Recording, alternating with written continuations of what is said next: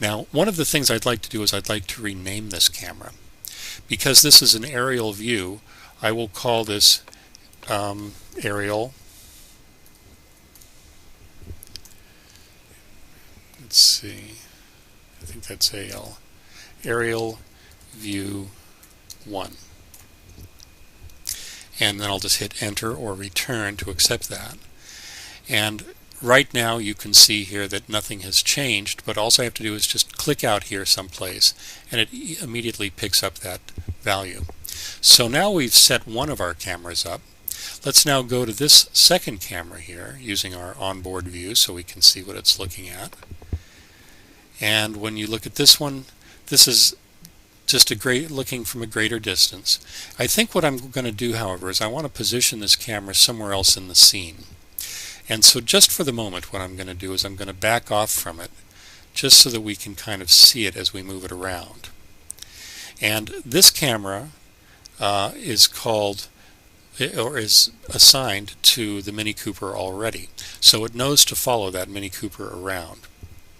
So in effect now, all we really need to do is let's look at this through this camera. We have this camera selected. I'm going to go ahead and pull its track marker all the way out so that it doesn't stop being effective midway through. And then I'm going to press the stop button, and then I'm going to press the play button. And when I do, you'll see that it is following this Mini Cooper. Now this is the part right here, the symbol that represents the camera that's following the car. We're, remember, offset from it at the moment. So we're just looking to see that this camera will in fact track the car. And if I were to zoom all the way in on it here, and let's go ahead and hide the camera frame so that we can't see it, and we'll go back to the beginning, and then we'll just press play again, and now we can see how this camera is tracking. Okay, now it's not in position yet where we really want it, so let's take care of that next. So what I'm going to do now is I'm going to go ahead and move the car back to the beginning, and then I'm going to momentarily step away from our camera here just so we can kind of see where it is, and I'll go ahead and turn it on so we can actually view it in the scene.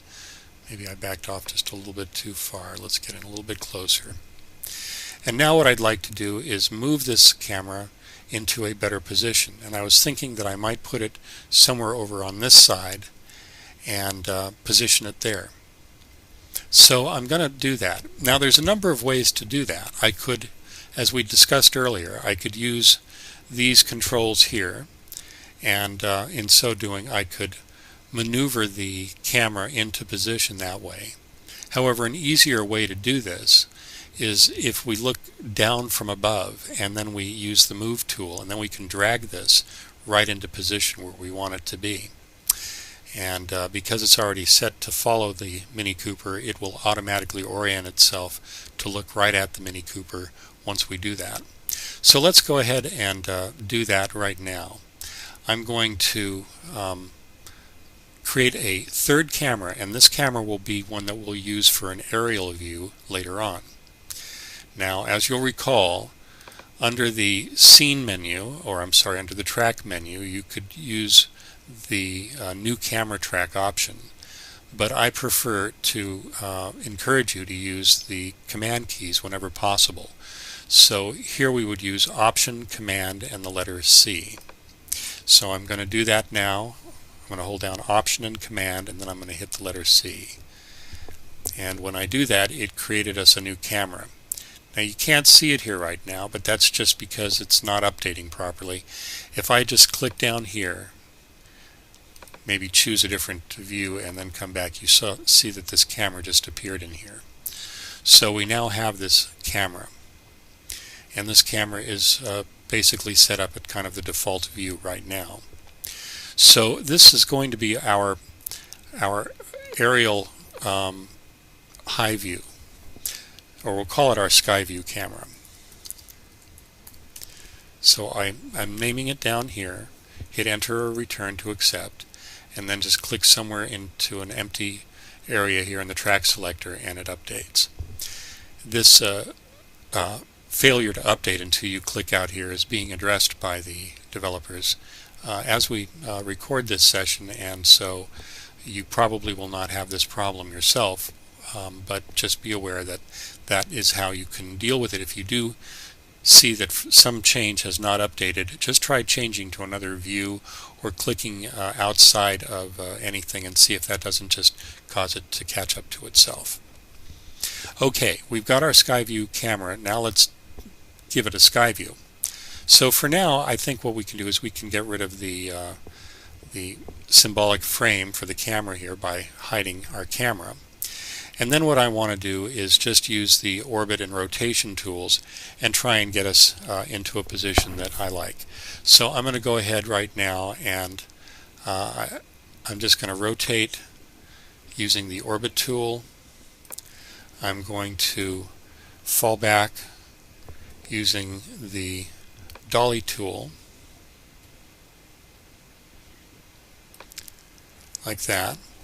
I'm going to switch back to the orbit tool, and I'm going to orbit straight up like this.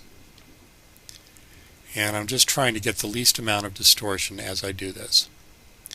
So I'm going to try and position and rotate so that we get the least amount of distortion as possible. Now I'm going to use the hand tool, and I'm going to try and center up around this track. I'm going to switch to the dolly tool, and I'm going to back off here some more. And I'm actually going to back off more than we need to, and I'll show you why. If you look down here, you can see that the field of view that this camera is currently using is a 60-degree field of view. 60 degrees, it tends to be a fairly tight lens in most cases, but here you're seeing a little bit of distortion, which could be equated to lens distortion. And so what I want to do is I'm going to try and just kind of line everything up as best I can so that we have the least amount of distortion. And then what I'm going to do is I'm going to simply change my field of view.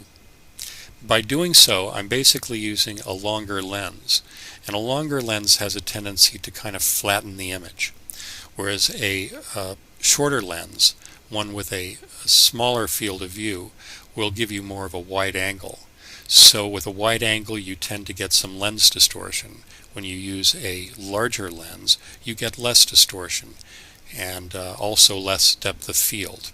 So let's go ahead and zoom this camera in a little bit here and see what we get.